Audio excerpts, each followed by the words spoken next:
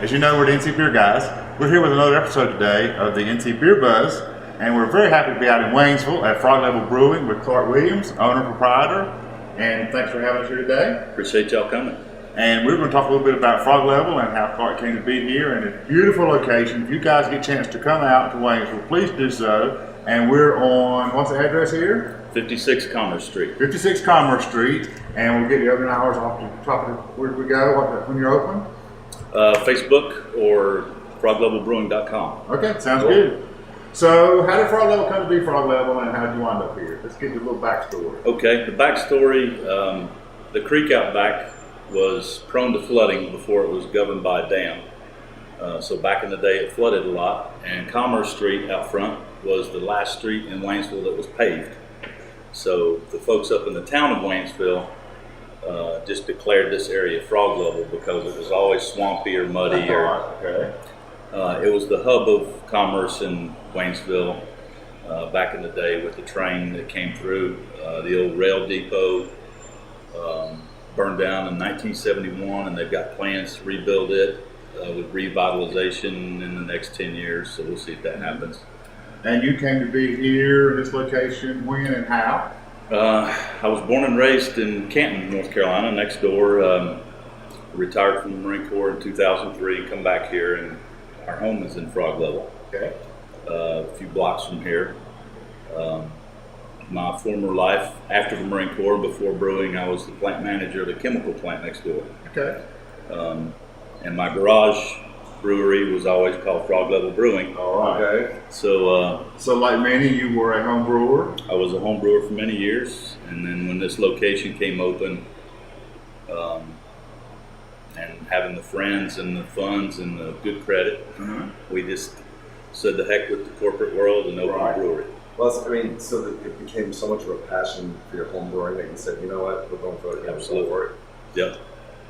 And do you have a brewing philosophy? How do we know a Frog Level brew from some of the other brews, maybe? Or what should we come to expect from a Frog Level brew? Expect it to be what it's called. Yeah. If I say it's a rye beer, you're going to taste the rye. Okay, we're big on that. We like that. We like beers to be what they're advertised as. Yeah. If it's a chocolate espresso stout, you're going to taste all the ingredients. And you obviously have some flagships and mix it up some otherwise. We've got 6 flagships. We have a cream ale, a rye ale, an IPA, a nutty brunette, an English brown, an English porter, and a Scotch ale. Okay.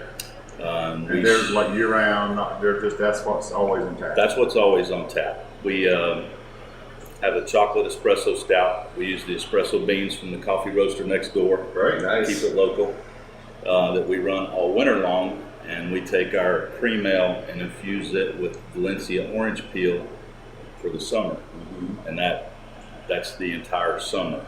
And then we have we don't call them seasonals, we call them rare kegs. Okay. Because we only make a limited amount of them. But we do a chipotle pepper ale for Cinco de Mayo. We do a candied ginger saison.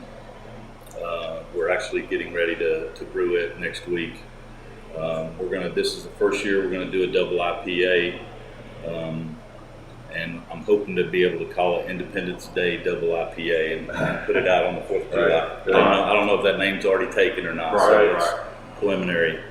And then our autumn harvest is local apples and local honey and a little bit of cinnamon. Nice. That sounds great. Just try to stay away from the pumpkin and stuff that everybody else does. Right. A little uniqueness. Right, and local. Right. Well, now also you're distributing almost statewide.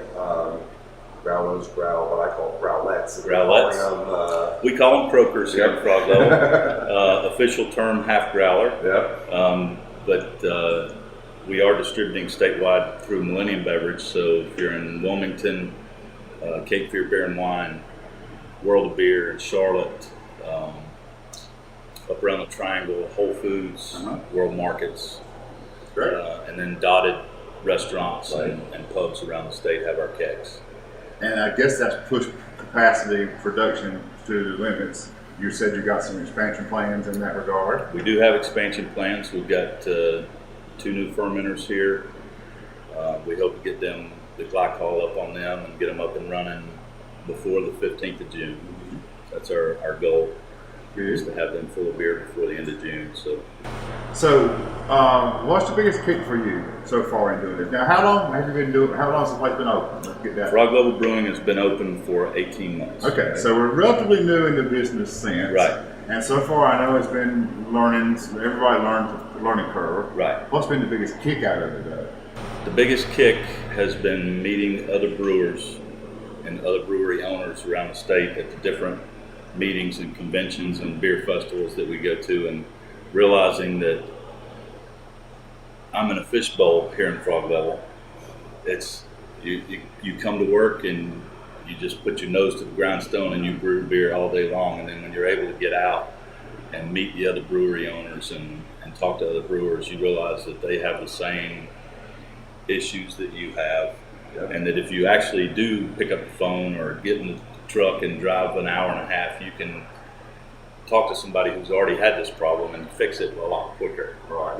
So it's a kick. It's a kick to meet other guys and realize that no lie, this is one business that it is a brewing community. There's a friendly competition, but the camaraderie well outweighs any competition. That's what we hear a lot. That basically, you want to sell your beer and you want to sell as much as you can, but the brotherhood that all the breweries are together, it's like you said, it's a friendly competition. Right. It's amazing that you hear so much in this industry. Yep.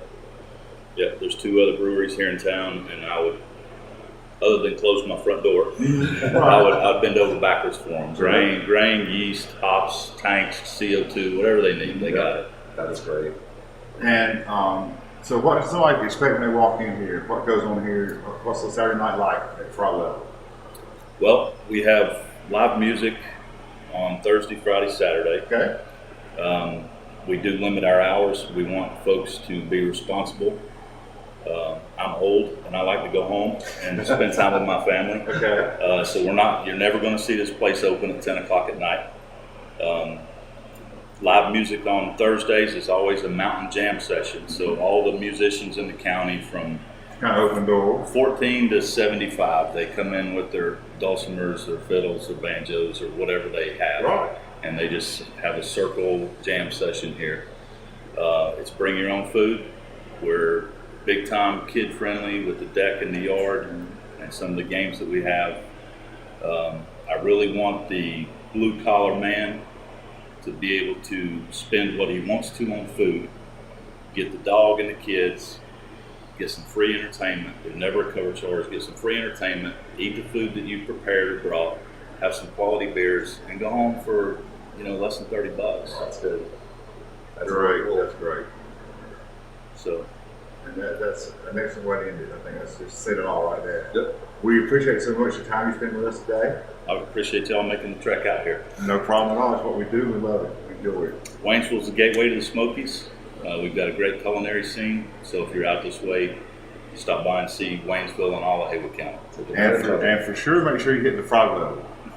And see Clark and the Nutty Brunette when she's in here. For NC Beer guys, it's another episode of the NC Beer Buzz. And remember, drink local, keep your beer dog in North Carolina, and we'll catch you next time, guys.